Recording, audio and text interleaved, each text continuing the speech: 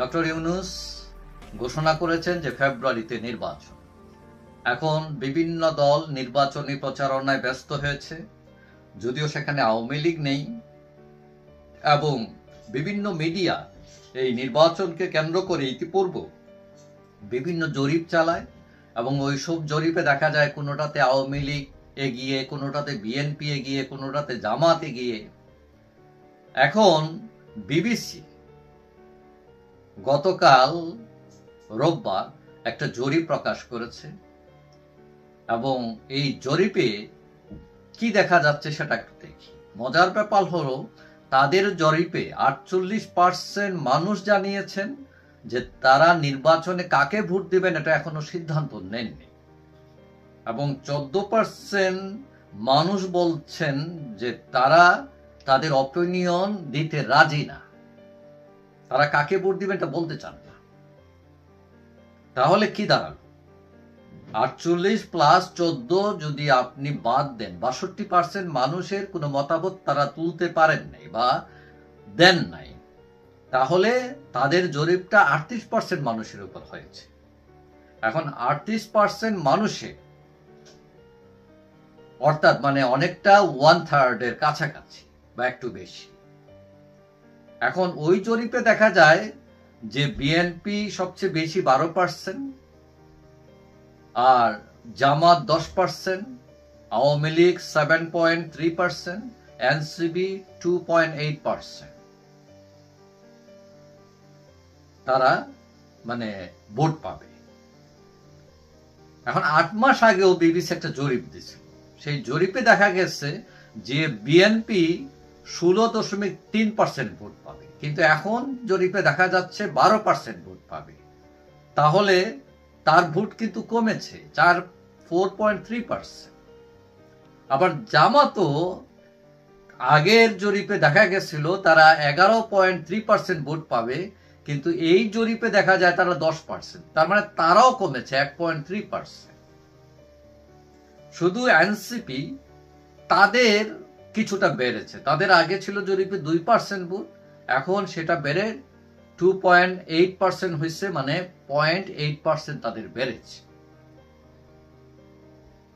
এখন তরুণদের যারা 27 বছরের নিচে, এই তরুণদের মধ্যে দেখা যায় বিবিসির জরিপ অনুযায়ী সবচেয়ে জনপ্রিয় দল হচ্ছে জামাত।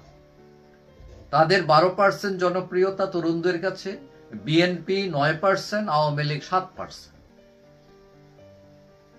আর 50 বছরের ঊর্ধ্বে যারা, সেখানে দেখা যায় বিএনপি জনপ্রিয় বেশি, তারা 16%, জামাত 9%, আওয়ামী লীগ 7%, এনসিপি 4%। এখন এই যে জরিপ আবার এটাও দেখাচ্ছে যে যারা লেখাপড়া জানেন না, অশিক্ষিত, তাদের মধ্যে বিএনপি সবচেয়ে বেশি জনপ্রিয় 14%, জামাত 9%, আওয়ামী লীগ 7%, এনসিপি 2%। এখন এই জরিপ বলছে যে নির্বাচন সুষ্ঠু হবে কি হবে না, তাতে 70% মানুষ বলছেন হবে, আর 15% বলছেন সুষ্ঠু নির্বাচন হবে না। এখন এই যে জরিপে দেখা যাচ্ছে বিএনপি জামাত মানে হাড্ডাহাড্ডি লড়াই, বিএনপি 12%, জামাত 10%, অর্থাৎ জামাতের ব্যাপক উত্থান ঘটেছে। এখন আপনি যদি এই হিসাবে করেন, তাহলে জামাত এনসিপি জোট তাদের হয়ে যায় 10 প্লাস 2.8, 12.8%, আর বিএনপি থাকে 12%। তাহলে তো দেখা যায় জামাত জোট এগিয়ে। সেখানে আবার ইসলামী আন্দোলন, অন্য দল আছে, আবার বিএনপি সহ কিছু দল আছে, কিন্তু এগুলো ছোটখাটো দল, এদের ভোট তেমন নাই। অর্থাৎ এখানে দেখা যায় জামাত জোট এগিয়ে বিএনপির চেয়ে, অর্থাৎ জামাত এখন হুমকি বিএনপির। এখন এই যে হিসাবে দেখা যায় যে বিএনপি আগায়া একক দল হিসাবে, দ্বিতীয় জামাত, এরপরে আওয়ামী লীগ। কিন্তু ভিতরের হিসাব, আসল হিসাবে যদি আসেন, তাহলে আওয়ামী লীগ কিন্তু সবার চেয়ে এগিয়ে। এখন এটা কিভাবে আপনি আমাকে বলেন। এখানে লক্ষ্য করে দেখেন যে 14% ভোটার বলছে তারা চয়েজের বলতে রাজি না। এখন এই 14% কারা? এই 14%-এর বেশি হচ্ছে আওয়ামী লীগের লোক। মারের ভয়ে, মবের ভয়ে এরা মুখ খুলতেছে। তারা আওয়ামী লীগকে ভোট দিব বইলে কি মরবে নাকি তারা? দেশের সিচুয়েশনটা তো এইরকম।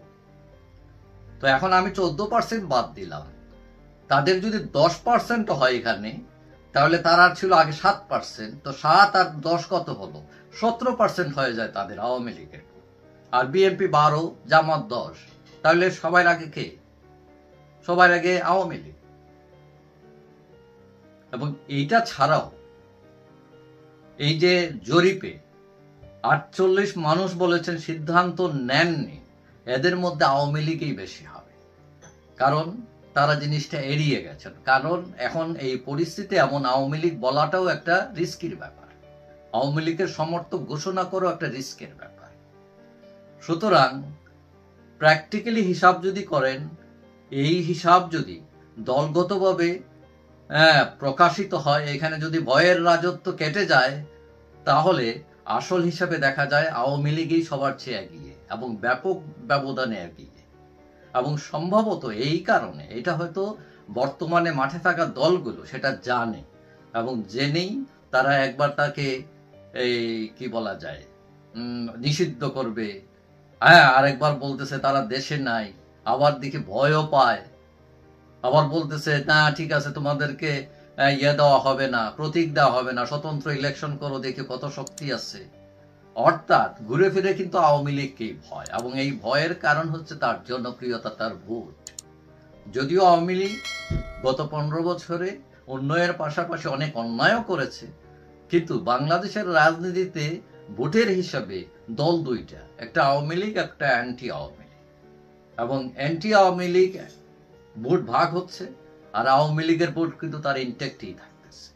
হ্যাঁ, তার জনপ্রিয়তা কিছু কমতে পারে, আমিও মনে করি কিছু কমেছে, কিন্তু কত কমবে? যে দল 40% ভোট ছিল এই দেশে, কমে না হয় 30% হলো। 30% ভোট নিয়ে ক্ষমতায় যাওয়া অস্বাভাবিক না, খুবই স্বাভাবিক। যাই হোক, সবাই ভালো থাকবেন, আশা করি দেখা হবে অন্য কোনো ভিডিওতে ইনশাআল্লাহ। ডক্টর ইউনূস ঘোষণা করেছেন যে ফেব্রুয়ারিতে নির্বাচন। এখন বিভিন্ন দল নির্বাচনী প্রচারণায় ব্যস্ত হয়েছে, যদিও সেখানে আওয়ামী লীগ নেই, এবং বিভিন্ন মিডিয়া এই নির্বাচনকে কেন্দ্র করে ইতিপূর্বে বিভিন্ন জরিপ চালায়, এবং ওইসব জরিপে দেখা যায় কোনোটাতে আওয়ামী লীগ এগিয়ে, কোনোটাতে বিএনপি